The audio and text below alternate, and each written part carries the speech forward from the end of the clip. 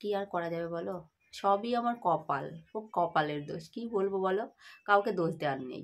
High everyone, welcome back to our channel. আশা করি তোমরা সবাই খুব ভালো আছো। তোমাদের অনেক অনেক ভালোবাসা জানিয়ে আজকে আরও একটা নতুন ব্লগ শুরু করলাম। এখন সময় হচ্ছে সকাল 9:53। তো এখন থেকে ব্লগটি স্টার্ট করলাম। ঘুম থেকে উঠেছি আজকে 8:10-এ। ঘুম থেকে উঠে মানে সকালের কাজ বলতে বাসন মাজা হয়েছে, আর যেগুলো কাচার ছিল কেচেছি, কেচে গা ধুয়ে উঠলাম। মানে আজকে অনেকটাই লেট হয়ে গেছে। অন্যান্য দিন তো জেগে যাই, আজকে না, আজকে ঘুমিয়েই ছিলাম, এত ঘুমিয়েছি।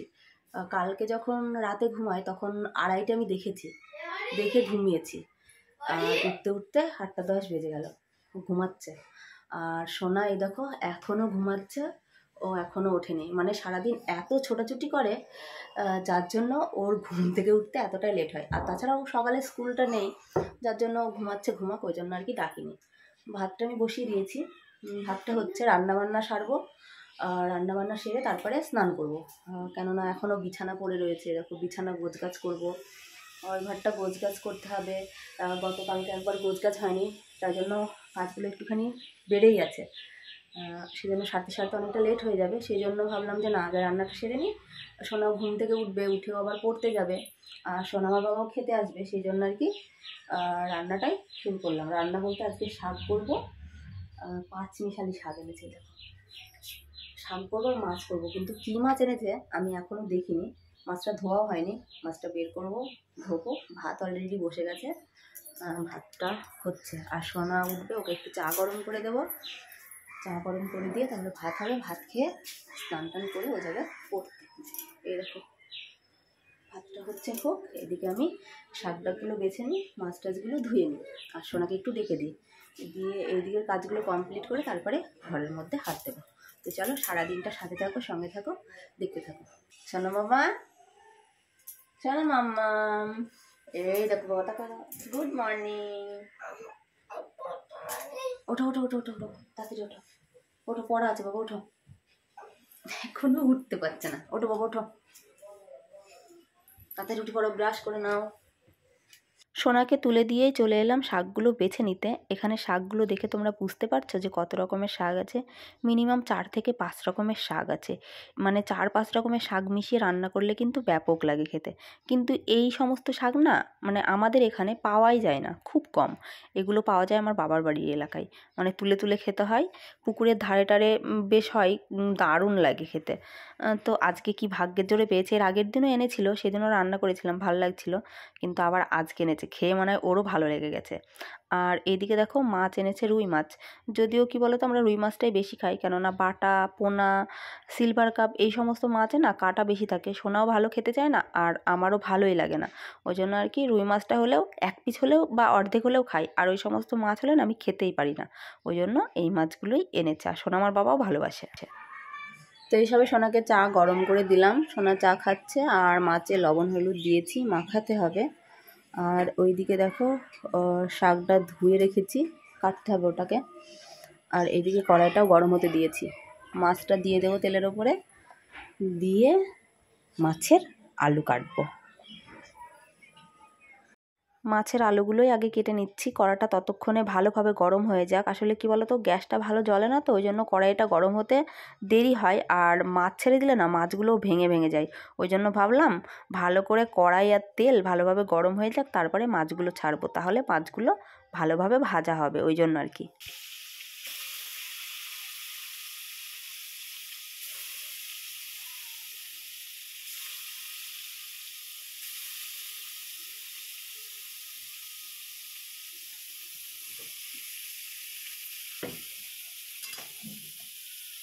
রান্না কমপ্লিট করে নিয়েছি। এই হচ্ছে মাছের ঝোল, কাঁচা লঙ্কা শুকনো লঙ্কা মিক্স, আর এই হচ্ছে শাক।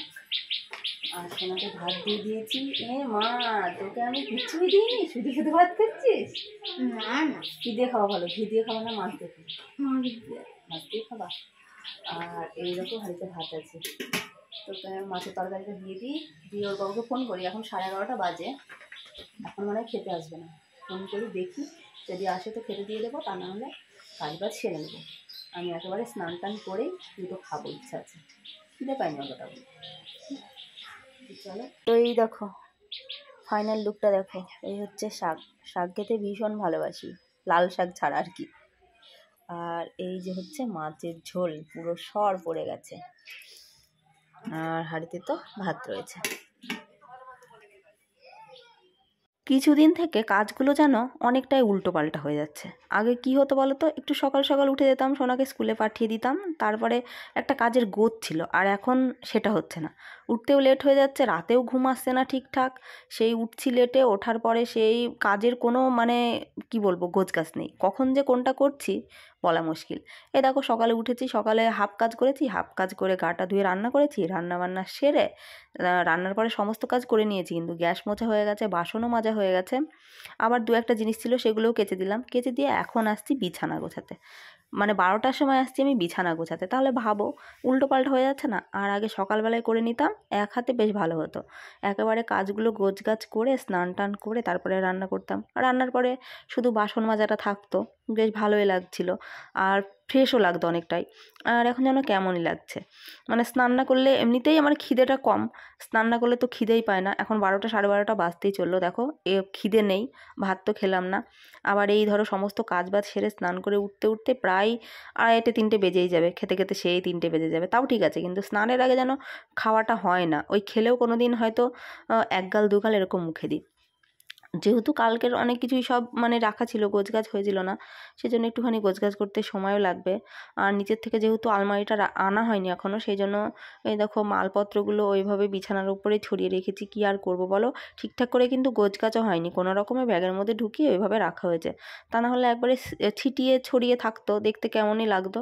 ওই জন্য কোনো রকমে ব্যাগের মধ্যে রেখে দিয়েছি। তো এখনও তো কাজ রয়েছে জানোই, ঘরটরগুলো ঝাড় দিতে হবে, মুছতে হবে, তারপরে স্নান করা। আর এমনি এখন গরমের ভাব পড়ে গেছে, স্নান করতে বেশ মজাই লাগবে, তাই না, কি বলো? তো স্নান টান করার পর আর কোনো কাজ থাকবে না, খাওয়া ছাড়া। খাবো, খেয়ে একটু এডিট করব, এডিট করে ঘুরু ঘুরু, এই তো কাজ। তো গতকালকে সোনামার বাবা দুটো মিষ্টি এনেছিল, একটা রয়ে গেছে, ওটাই আর কি খেলাম। সমস্ত কাজ কমপ্লিট করে এইসবে স্নান করে উঠলাম। এখন 1:57 বাজে। সোনা গেছে পড়তে, ওর এখনও স্নান হয়নি। তখন বললাম স্নান করে নিতে, বললো না আজকে পড়ে এসে স্নান করবে।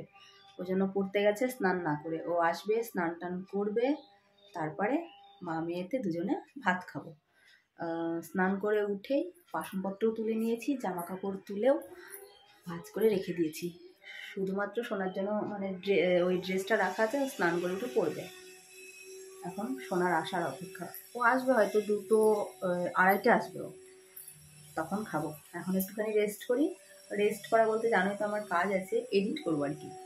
এডিটটা করতে থাকি, দেখি ও কখন আসে। এখন অনেকটা বেলা বড় হয়ে গেছে, অনেকটা। সে 8টার সময় উঠে দেখো রান্না বান্না সেরে সমস্ত কাজ বাজ কমপ্লিট করে এখনও 2টোই বাজলো না, তাই না? 2টো বাজতে এখনও 2-4 মিনিট বাকি আছে। তো চলো আবার পরে আসছি, সোনা আসুক।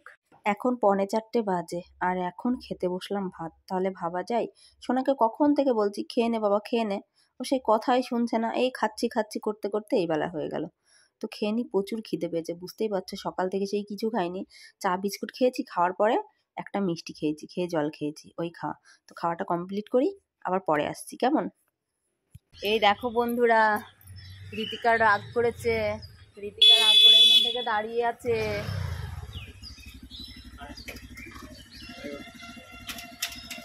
কি রাগ ঋতিকার!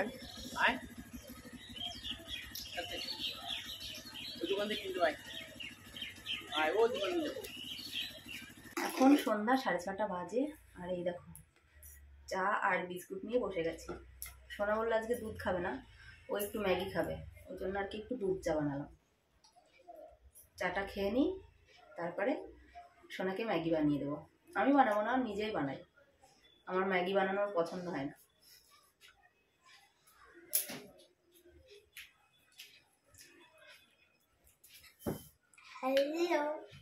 কি করিস তুই? আমাকে দুদিকে সাদা সাদা ইয়ে দিয়ে করে চুল বেঁধে দেবে। খেয়ে নাও, পড়তে বসো খেয়ে। না আমাকে চুলটা বেঁধে ভালো হবে। বেঁধে দিচ্ছি তো, পড়ে যাবে চা। পুরি তুমি রোল চপে নিচে আমাকে এই চপে তোলে দিয়েছি তো কি হয়েছে? না না আমি এই কাউকে খাবো না। আমি যেটা খাচ্ছি তোটা খা, কালকে খাবি রাতে সকালে আবার। সকালে খাবি। দুধ চা জানো না? তোর তো দুধ চা। দুধ চা আমি সুন্দর কাপে খেতে চাই। বাবা না না কেন কেন তাহলে ঢেলে খাওয়া ওই কাপে যা। নিজে লাল কাপ নিয়ে চা পড়ে যাবে, নিয়ে যাও দিকে। রাত্রি 8:30 বাজে আর এখন ভাত বসালাম। মোবাইল দেখায় এতটাই ব্যস্ত ছিলাম, সেই সন্ধ্যা থেকে মোবাইল দেখেই যাচ্ছি। দেখে দেখে এখন শোনা আমার বাবা কাছ থেকে বাড়ি এলো, দিয়ে ভাবলাম ভাত তো রান্না হয়নি, ভাত রান্না করতে হবে, দিয়ে এইসবে ভাত বসালাম। ফুটছে টকবক টকবক করে, এই দেখো ভাতটা হবে, তারপরে খাবো। কাজ থেকে এলো, কাজ থেকে এসে স্নান করলো, স্নান করে বাজারের দিকে গেল। আস্তে আস্তেই ভাত হয়ে যাবে। 9টা 9:30টায় খাবো। বিস্কুট শেষ হয়ে গেছে, বললাম বিস্কুট নিয়ে আসতে, বিস্কুট আনতে গেলে। এখন রাত্রি 10টা বাজে আর এখন ভাত খাচ্ছি। রান্না হয়েছে কখন বলো তো? সেই 8:30 পৌনে 9টায় রান্না হয়ে গেছে, আর বাড়ি ঢুকছে এখন, তাই জন্য এখন খাওয়া হচ্ছে। ভাত ঠান্ডা হয়ে গেছে, এখন গরম পড়ে গেছে। আবার ভাত কেউ গরম করে বলো দেখি? ভাবলাম গরম গরম খাবো, কিন্তু সেটা আর হলো না, সেই ঠান্ডাই হয়ে গেল ভাতগুলো। আর একজন এখনো মোবাইল দেখতে ব্যস্ত, এখনো নিচেই নামছে না। খেয়ে নে নাকি? বাবা ও যেন অতিথি, ওকে বলছে, ও বলছে ডাকবা তো তারপরে তো নিচে নামবে। দেখছে না যে ভাত দিচ্ছি? না তো, দেখছি না তো। ডাকবা তো।